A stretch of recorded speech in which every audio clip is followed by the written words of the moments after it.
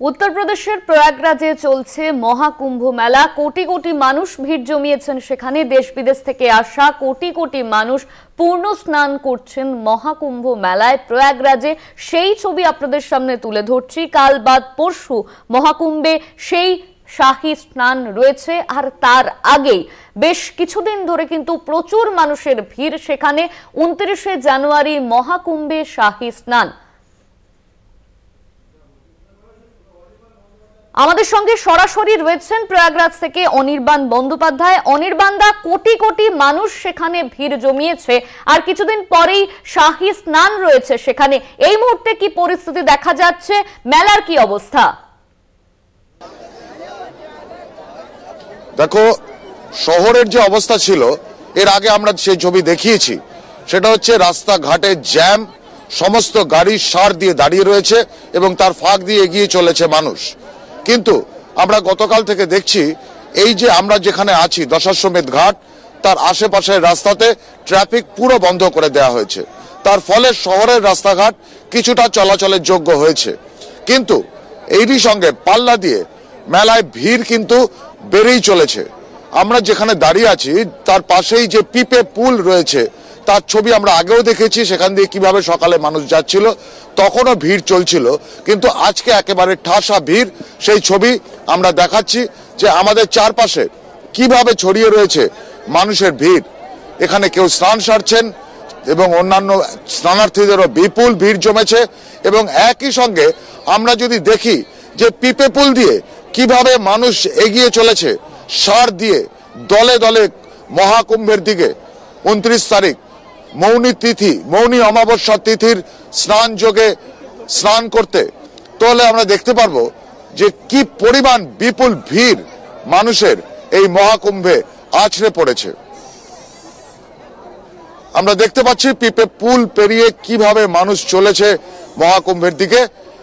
একই সঙ্গে স্নানও চলছে এবং প্রচুর মানুষ, বোঝাই যাচ্ছে তারা তাদের সমস্ত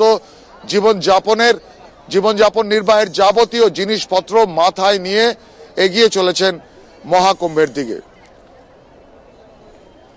এছাড়াও ঘাটে পাশে চলছে নানান রকম ক্রিয়াকর্ম। সেখানে কেউ স্নান খাচ্ছেন, কেউ তিলক করছেন, কেউ এছাড়াও অন্যান্য যে আমাদের কাজকর্মগুলো হয় আমাদের ধর্মীয় ঐতিহ্যে, সেই সমস্ত কাজকর্ম হচ্ছে, অর্থাৎ মস্তক মুন্ডন বা ইত্যাদিও সেগুলোও হচ্ছে। এছাড়াও আমরা এই মুহূর্তে যেখানে দাঁড়িয়ে আছি সেই দশাশ্বমেধ ঘাট, এর কিন্তু একটা বিরাট মাহাত্ম্য আছে। বিশেষ করে বৈষ্ণব সম্প্রদায়ের মানুষের কাছে এই ঘাটের মাহাত্ম্য অসীম। কিন্তু কেন, এখন শুনে নেব সেই কথা। কোথা থেকে আসছেন? আমি কলকাতা শ্রী চৈতন্য গৌরী মঠ থেকে আসছি। এই ঘাটের মাহাত্ম্য একটু বলুন। এই ঘাটের মাহাত্ম্য হলো, এখান থেকে 530 বছর পূর্বে চৈতন্য মহাপ্রভু এখানে এসেছিলেন তখন পূর্বে হোসেন শাহ বাদশার সাকর মল্লিক নামে যিনি ছিলেন অর্থমন্ত্রী, তিনি এখানে এসেছিলেন। তার নাম হলো রূপ গোস্বামীপাদ। আমাদের গৌড়ীয় ধারার তিনি সর্বশ্রেষ্ঠ রূপ গোস্বামীপাদ। তাকে এখানে শক্তি সঞ্চার করে মহাপ্রভু বৃন্দাবনে পাঠিয়েছিলেন। এই স্থানে বেণুমাধব নামে প্রসিদ্ধ। সেই দাপর যুগের থেকে বেণুমাধব এখানে প্রসিদ্ধ আছে। পিছনে তার মন্দির আছে, মহাপ্রভুর চরণ চিহ্ন আছে। আর বৃক্ষতলে যেখানে মহাপ্রভু রূপ গোস্বামীকে শিক্ষা দিয়ে শক্তি সঞ্চার করে বৃন্দাবনে পাঠিয়েছিলেন। এই জন্য এই ঘাট প্রসিদ্ধ। এই কারণে এখানে দশাশ্বমেধ ঘাট আমার গুরুদেব শ্রী ভক্তিবল্লভ তীর্থ গোস্বামী গুরু মহারাজ শ্রী চৈতন্য গৌড়ীয় মঠের প্রাক্তন আচার্য ভক্তিদ্বৈত মাধব গোস্বামী মহারাজ পরম গুরুদেব, তিনি প্রাক্তন আচার্য। ভক্তি সিদ্ধান্ত সরস্বতী গোস্বামী জগৎগুরু প্রপাত, তিনি আমাদের পূর্ব আচার্য। এইরকমভাবে আমাদের বংশ পরম্পরায় ধারা বয়ে আসছে প্রভুপাদের কাছে, মহাপ্রভুর কাছ থেকে। মহাপ্রভু এখানে ধাম পবিত্র করেছিলেন। গতকাল যে তিথি গেছে দ্বাদশী তিথি, এই দ্বাদশী তিথিতে মহাপ্রভু স্নান করেছিলেন ত্রিবেণী সঙ্গম স্থানে। এই জন্যে গতকালও বিশেষ তিথি গেছে, আজকেও বিশেষ তিথি। এই আমি সংক্ষিপ্ত বক্তৃতা সেখান করলাম। নিতাই গৌর প্রেমানন্দে হরি হরি বল। গুরু গৌরাঙ্গ রাধা বিনোদ বিহারী জিউ কি জয়। আমরা দেখলাম এই দশাশ্বমেধ ঘাটের মহিমা কত দূর ছড়িয়ে রয়েছে, যে কারণে বাংলা থেকে, বাংলার সুন্দরবন থেকে আমাদের এই বৈষ্ণব সাধক এসেছেন এখানে স্নান করতে, এখানে পবিত্র হতে, যে জলে মহাপ্রভু শ্রী চৈতন্যের রেণু আজও ছড়িয়ে আছে বলে এরা বিশ্বাস করেন। অনির্বাণদা, আর কিছুদিন পরেই শাহী স্নান রয়েছে, কোটি কোটি ভক্ত তারা সেখানে উপস্থিত রয়েছেন, এই মুহূর্তে নিরাপত্তার কি ছবি উঠে আসছে? দেখো, মেলাতে নিরাপত্তার যে ছবিটা আমরা দেখতে পাচ্ছি সেটা হচ্ছে প্রয়াগ সঙ্গমে কিন্তু প্রচুর নৌকো দেয়া হয়েছে যাতে জলে যারা স্নান করছেন তাদের কোনো রকম অসুবিধা না হয় বা তারা ডুবে না যান, এবং বিশেষ বিশেষ ঘাট যেখানে জলের স্রোত প্রচন্ড সেখানে কিন্তু টানা পুলিশ প্রহরা রয়েছে। তারা সন্ন্যাসী হোক বা অন্য আর কাউকেই, কোনো সাধারণ ভক্তকেও সেখানে জলে নামতে দিচ্ছেন না। এছাড়াও আমি তো বললামই, সঙ্গমে প্রচুর নৌকো দিবারাত্র পাহারা দিচ্ছে, আমাদের এই ঘাটেও নৌকো রয়েছে সেখানেও নৌকো পাহারা দিচ্ছে। যদিও এখানে সংখ্যা কম, কিন্তু প্রয়াগে যেখানে ত্রিবেণী সঙ্গম সেখানে নৌকোর ভিড় লেগে গেছে, যেখানে জল পুলিশ আলাদা করে এখানে এই পাহারার ব্যবস্থা করেছে। এছাড়াও রয়েছে হেলিকপ্টার, সেই হেলিকপ্টার সব সময় সঙ্গমের মাথার উপরে পাক দিচ্ছে।